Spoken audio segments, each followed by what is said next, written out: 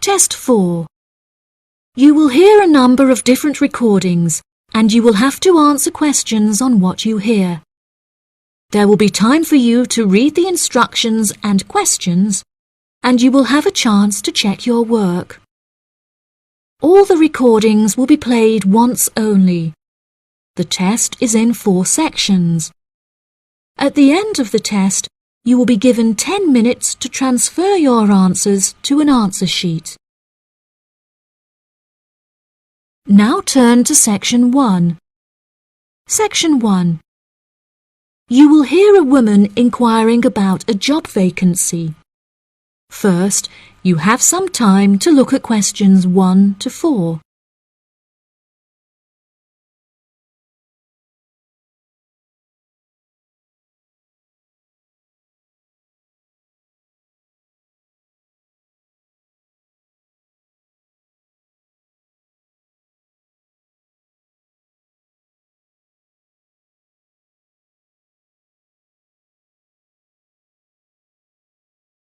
You will see that there is an example that has been done for you. On this occasion only, the conversation relating to this will be played first. Hi there. Welcome to the Job Centre. How can I help? Good morning. I'm here to inquire as to whether you have any jobs available at the moment. Yes, we have several available. What kind of job is it that you're looking for? Well, I'll take any part-time jobs I can get. I'm really strapped for cash at the moment. The type of work the woman is looking for is a part-time job, so part-time has been written in the space. Now we shall begin. You should answer the questions as you listen, because you will not hear the recording a second time. Listen carefully and answer questions 1 to 4. Hi there. Welcome to the Job Centre. How can I help? Good morning. I'm here to inquire as to whether you have any jobs available at the moment. Yes, we have several available. What kind of job is it that you're looking for? Well, I'll take any part-time jobs I can get. I'm really strapped for cash at the moment. OK. Bear with me while I have a browse on our system. Here we are. We have 3 vacancies at the moment, all involving quite different roles. That sounds promising. What are they? The first one is for a post as a receptionist. It says here that experience in reception or general administration is preferred, but not essential. Have you worked on a reception desk previously? No, I haven't. I had a baby quite young, and so I have very little work experience. Could you tell me a few more details? Yes, of course. The job will be to mainly provide quality customer service, both over the phone and in person. When customers are waiting, you will be expected to provide them with refreshments and ensure they have a first-rate experience. I think I could manage that, and I'm a very friendly person. That's great. Do you have any information about the hours involved? It says here that you will be expected to work several early mornings, 4 days a week. Any other requirements? Yeah, you'll have to go through a couple of weeks of unpaid training before qualifying for the post. I don't know if I would be able to fully commit to that. Did you say it's 4 days per week? Yeah, it says here 4 days a week, with another day off per week when requested in advance. It also explicitly states that at least one of your working days must fall on a weekend. I'll have to think about that and talk to my babysitter. Before you hear the rest of the conversation, you have some time to look at questions 5 to 10.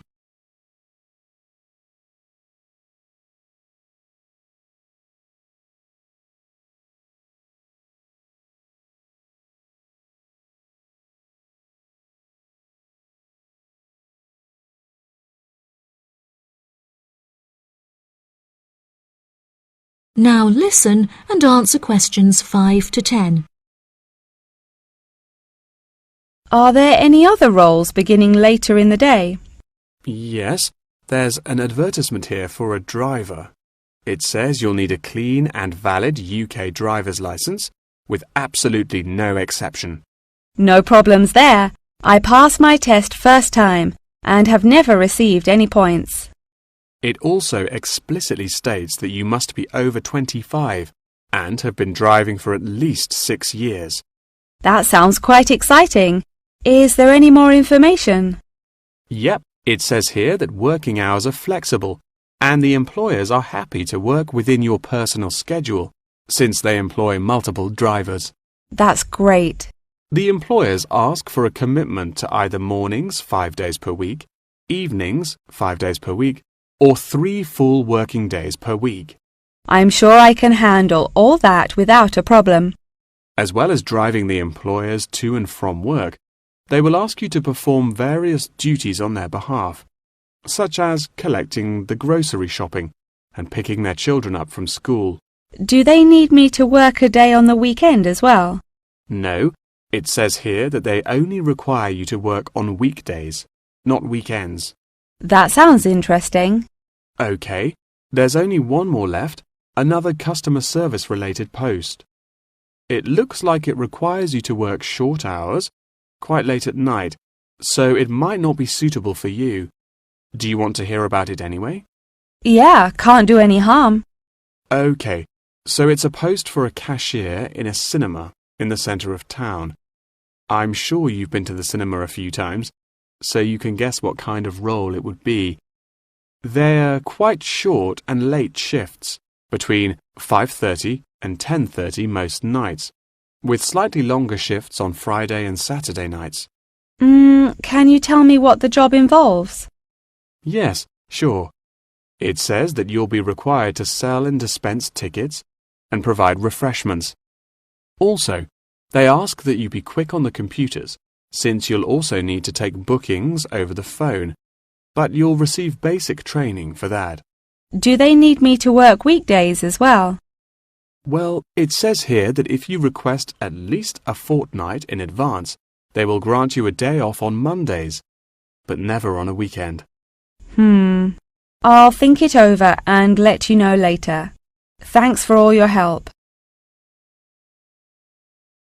That is the end of section 1. You now have half a minute to check your answers.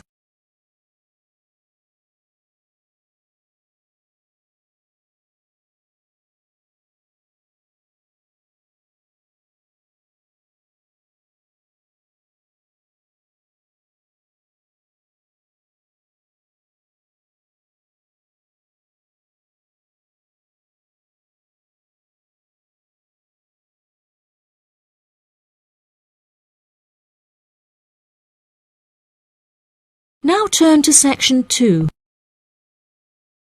Section 2. You will hear a representative from an organisation called Connection giving a talk about a homestay organisation. First, you have some time to look at questions 11 to 14.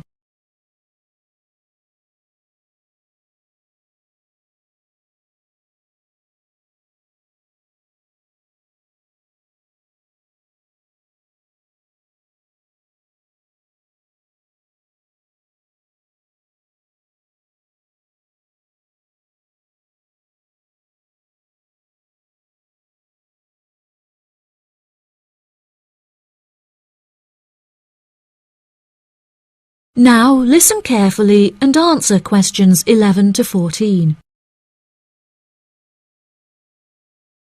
Thank you all for coming to my talk this evening. It's nice to see so many people in the audience. For those of you who don't know very much about Connection, let me start by giving you some background information about it. Connection is a British organisation that facilitates homestays all over the globe. This organisation prides itself on matching tens of thousands of host families with guests every single year, allowing travellers to discover a country's culture in a way like no other. Homestays are ideal for both travellers and homeowners, enabling intercultural exchanges and the development of lifelong friendships while providing travellers with often discounted accommodation costs and host families with a steady income from the comfort of their own homes. The homestay experience is particularly popular with university exchange students looking for a more genuine insight into their country of choice and an unrivaled opportunity to develop their language skills.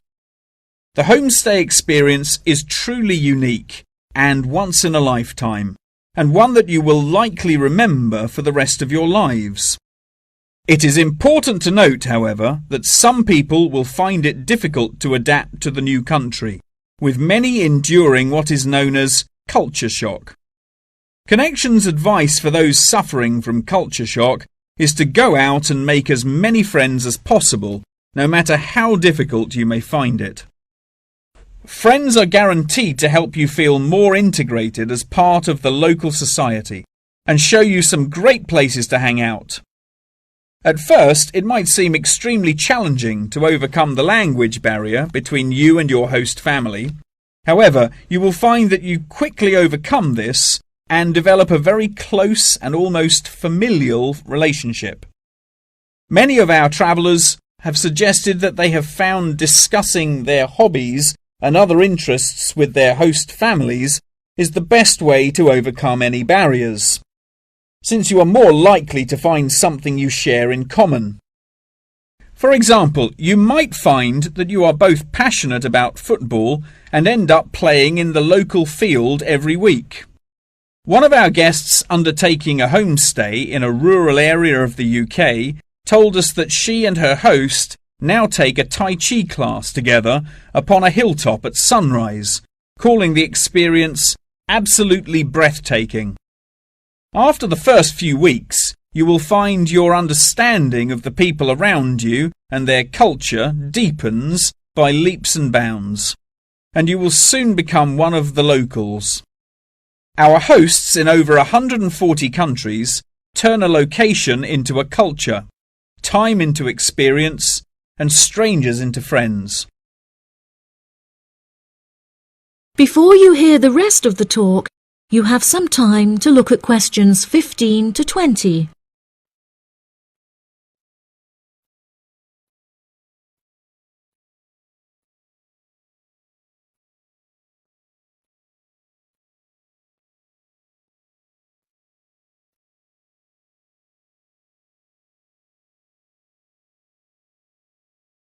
Now listen and answer questions 15 to 20.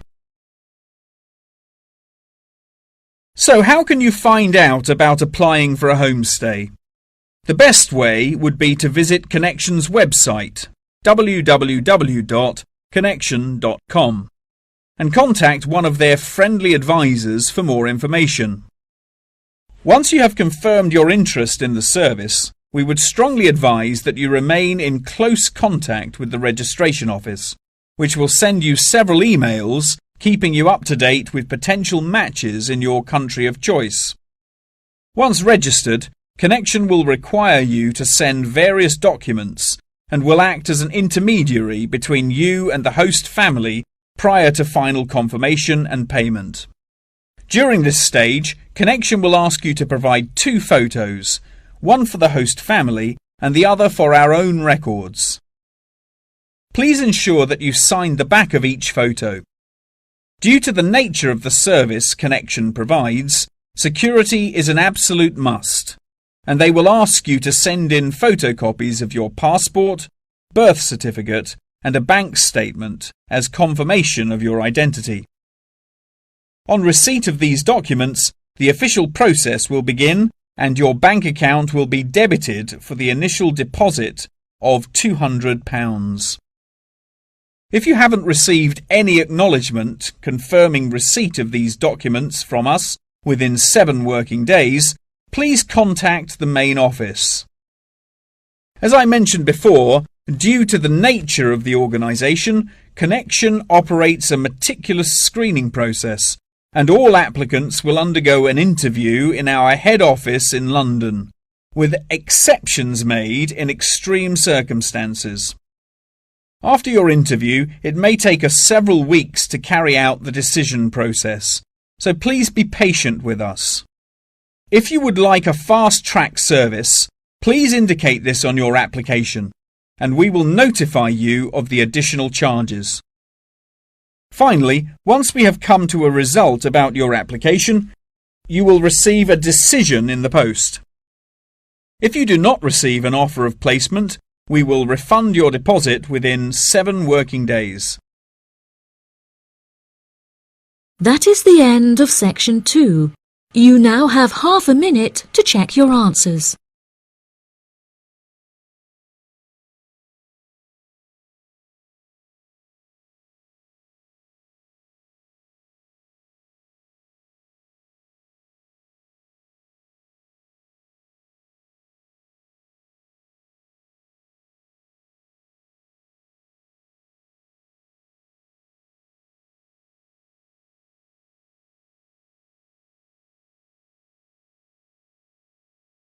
Now turn to Section 3.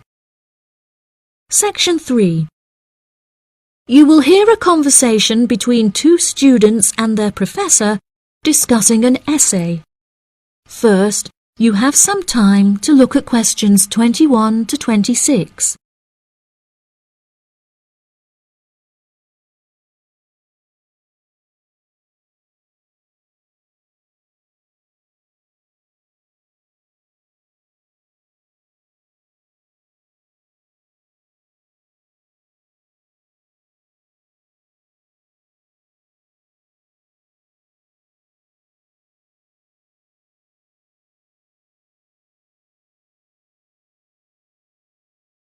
Now listen carefully and answer questions 21 to 26.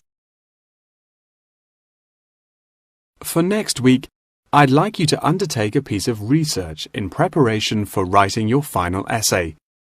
In order to gain top marks, you must include a range of primary, secondary, and tertiary sources. Are there any questions? Yes, Professor, I have a question. We haven't yet covered how to undertake this sort of research in much depth, and I'm a little unsure of what you want us to do. In telling us to include primary sources, do you mean you want us to design and distribute a questionnaire, analysing the results? You could design a questionnaire, but you'll soon find that distributing a questionnaire on such a large scale is somewhat troublesome. We couldn't possibly expect you to do it effectively as an individual university student without the necessary resources. No, ideally, I would like you to form 1 or 2 focus groups and interview them. This will provide you with a more qualitative approach. If your strengths lie in mathematics, please by all means take a more quantitative approach, but this will be more strenuous and time-consuming and isn't entirely necessary for the purpose of this study. Professor, you haven't told us what our project is about. Do we get to choose our own topic based on the previous study? No, I'm afraid not.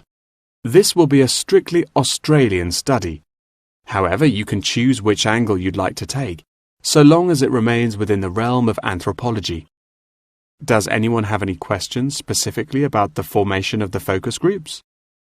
I'd had several emails about this, and I'd like to address it now.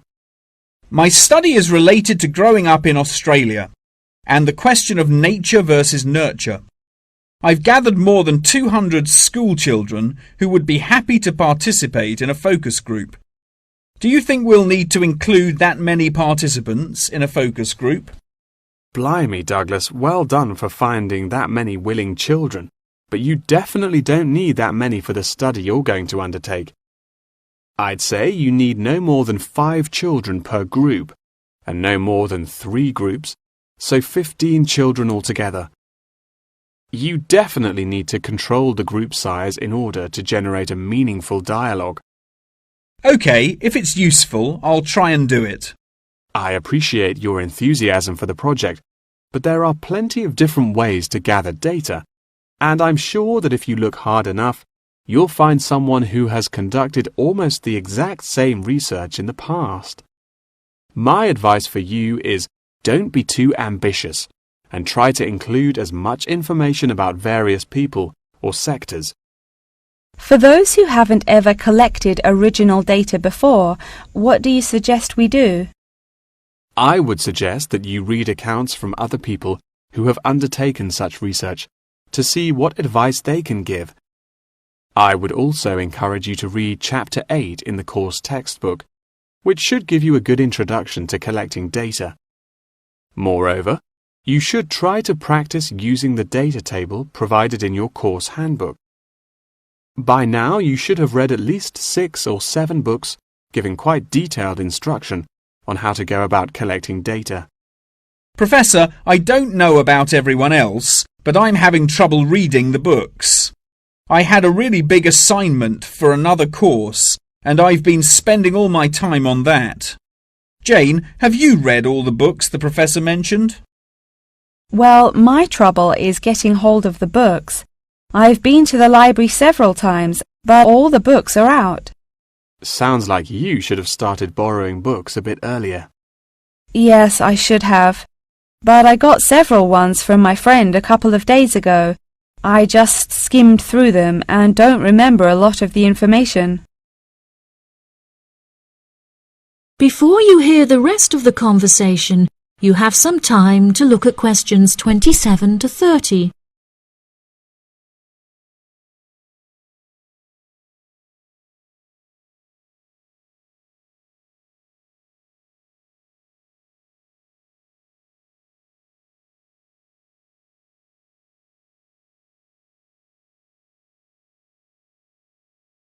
Now listen and answer questions 27 to 30. But now let's look at these things. We'll need to start thinking about which ones we'll definitely want to do for the project. OK, the first one here is the final report. If you like, we can work together on the research and data collection side of the project and doing the final write-up. Cool, that sounds good. I'm not sure how much I'd be able to contribute considering I haven't had a chance to read the course material, but I should be able to prepare some sheets and a list of questions that can be used during the focus group sessions. That sounds appropriate. I think so too. Do you think we'll need to write a letter to send to the participants, telling them the time and place for the interviews? Positive. I can take care of that. Well, that's great. I should also include a document for them to sign saying that they're happy to be voice recorded. Oh yes, of course, I forgot about the transcript. That'll likely be a big job, so let's do half each. I'll do one of the groups and you can do the other, OK? Sounds like a plan. That is the end of section 3. You now have half a minute to check your answers.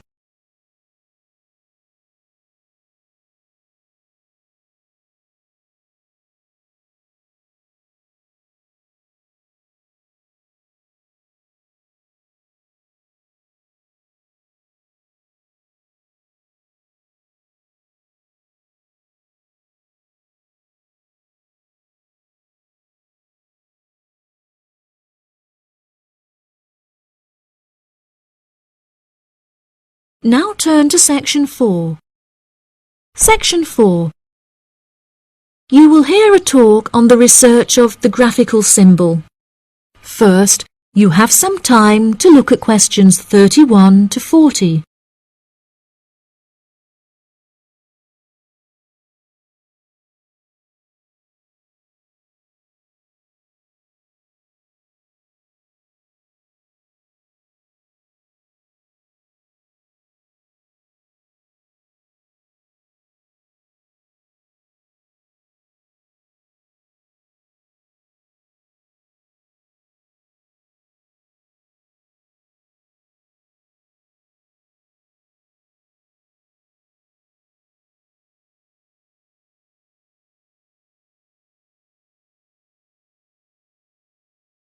Now listen carefully and answer questions 31 to 40.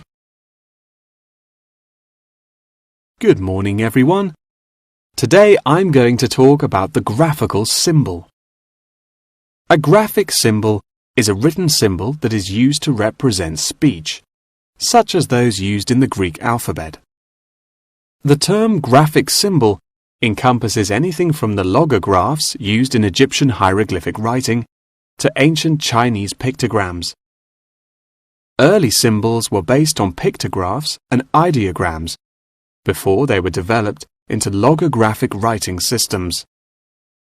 These systems are still in use in some non-literate cultures in Africa, the Americas, and Oceania. Indeed, elements of pictography are still found in modern Chinese characters, and it is often an interesting exercise to trace the origins of some Chinese characters. Pictographs remain in common commercial use today as signs, instructions, or statistical diagrams. Road signs and public toilet signs, and even flat pack assembly instructions utilizing pictures, are considered pictographic. Ancient graphic writing systems provide researchers with a wealth of knowledge about past civilizations. In 1799, one of the most important historical discoveries was made by accident when members of Napoleon's expedition to Egypt found a stone in Rosetta that exhibited 3 different scripts. The stone, now known as the Rosetta Stone, was studied in significant depth by scholars and was first deciphered by Frenchman Jean-François Champollion in 1822. He was able to correctly determine the phonetic values of the symbols, and later research has confirmed his findings. In many of these symbols, lines are used to portray a multitude of meanings, and knowledge and understanding of these lines holds the key to comprehension of graphic writing systems. A key moment in the history of communication was the invention of the camera obscura, or camera. Although the concept can be traced back to the 5th century BC Chinese philosopher Mo Ti, the first photographic image was ultimately created in 1826 by Joseph Nicéphore Nicéph. Photography, as it was later known, enables researchers to piece together and better understand history. Today, photography forms a huge part of everyday life, and most publications contain a vast number of photographs.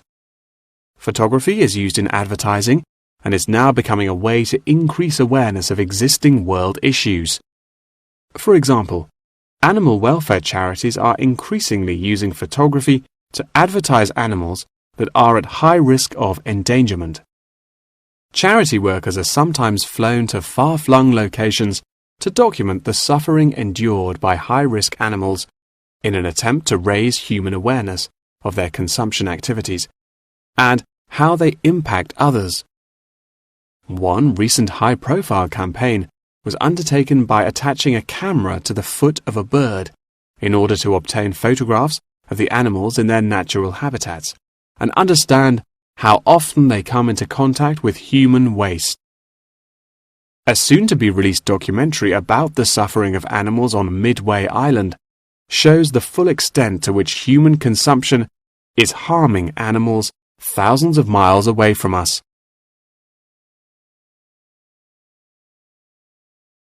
As photography continues to progress, with the use of drones now becoming somewhat commonplace, we should expect more and more objects to be included in the future, expanding the horizon of photography ever further.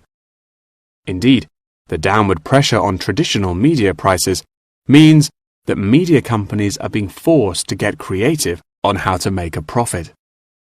Many have found that the answer to this lies in advertising, and companies are now willing to devote a large portion of their budgets to advertising in newspapers. By the same token, marketing has become an essential part of a company's business model, often meaning the success or failure of a company. As a result, much time and money has been pumped into the development of effective branding, with attractive packaging playing a large role in this. However, many governments are now seen to be cracking down on marketing and packaging in an attempt to protect consumers from being misled. In particular, tobacco companies are now subject to ever-increasing regulation. For example, In the United Kingdom, legislation is soon to pass preventing any form of branding or differentiation on cigarette packaging in efforts to curb the harmful effects of smoking. Finally, one must not forget the fundamental role that graphic writing systems have had to play in mathematics. Graphs, icons, and diagrams often form the very basis of these branches of academia. Indeed, one needs to look no further than chemistry's periodic table to see a perfect example of graphic writing systems in use today. That is the end of section 4. You now have half a minute to check your answers.